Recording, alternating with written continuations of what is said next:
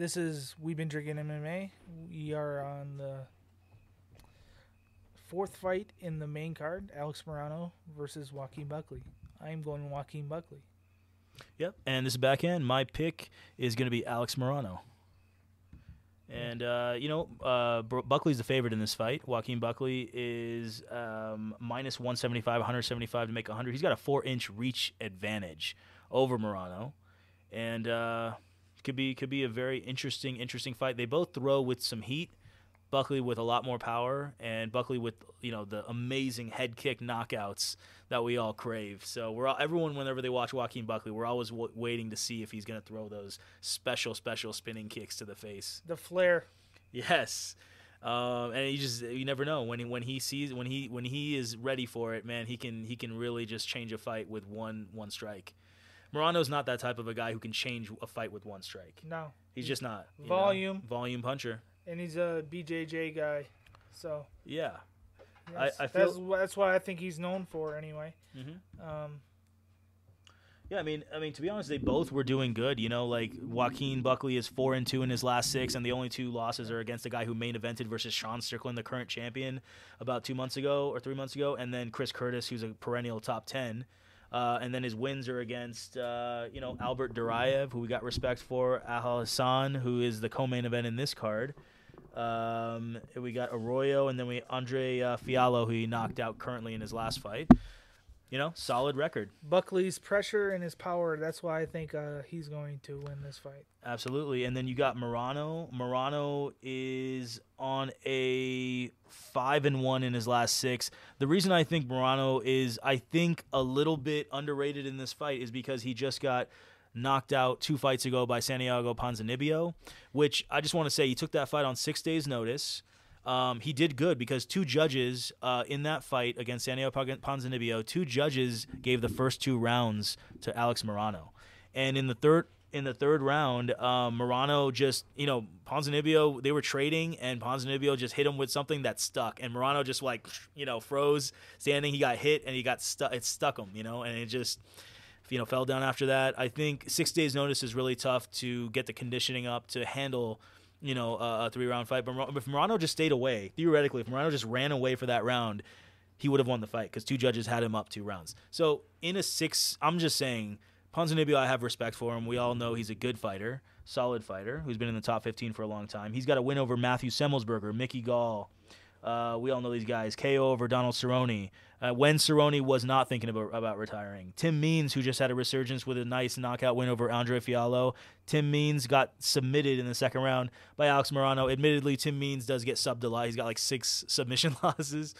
But anyways, it's a really good fight, I think. For me, Alex Morono, like Lousy said, throws with volume, and Joaquin throws with power. Also, Buckley has really gotten more patient, like Lousy said, and he's really trying to time people a lot better. Instead of just going head hunting, yeah, he's much more patient. And which is honestly fair. Once you head kick knock out somebody like Kasangane in your second fight in the UFC, you want to be that fan favorite who just goes for these crazy knockouts. And I think he started to develop who he was when he started realizing that you can't just do that against everybody. And now he's turned into more of a patient knockout guy, which is very smart growth by him. Alex Morono is 12-5 in the UFC. And Joaquin Buckley is 6-4 in the UFC. So Morono has a slightly better record in the UFC. Joaquin Buckley has been KO'd 3 times. And Morono has been KO'd twice. But one of those was against Ponzinibbio. But no excuses, he got KO'd. And then the rest of them are losses by decision. I feel like Morono is one of those guys, looks like a tricky vet. He's been in the UFC for a long time now. He's got 15 fights. Or so, 17 He's a bag fights. of tricks for sure. Man, he's got a bag of tricks, man. He's going in and out all the time, hopping in and out, just like he's on coffee, a lot of caffeine, just in and out. He's very sneaky by manipulating that distance. You don't know when he's going to strike you. You don't know when he's going to throw a kick. He throws mostly punches, but you don't know whether it's going to be a 1-2, 2 punches or 3 punches. You don't know whether the first punch is going to get you or if he's setting it up for the third punch to hit you hard. He's really sneaky, and I think people are underestimating Morono's sneakiness, for lack of a better word. I think his punches are fast. His counter punches are fast, so he can hit you going backwards, going forward. I think One problem with him, though, is he does check leg kicks, and he gets out of the way of body kicks pretty good, but he does not block head kicks. And Joaquin Buckley's specialty is head kicks.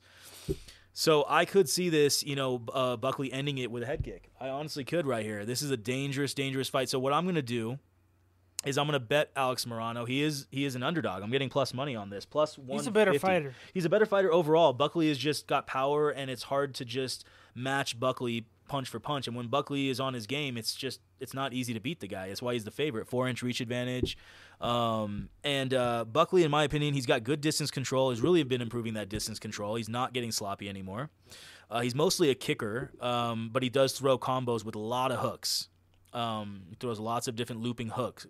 And he's got fast leg kicks, head kicks.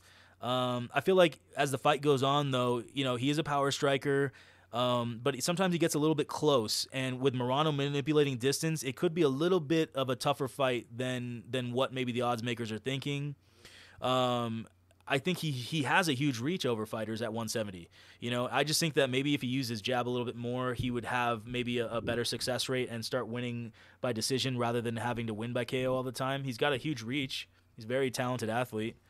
I just think that right now, the experience, the fact that Morono's 12-5 in the UFC and Buckley is 6-4 in the UFC, the fact that Morono's got the experience, he's been ranked higher than Buckley in the past, maybe not now. The fact that he's in and out and hard to read, it's going to be really, really tough for Buckley to time that. But like I said, Buckley with the head kick KO, totally possible.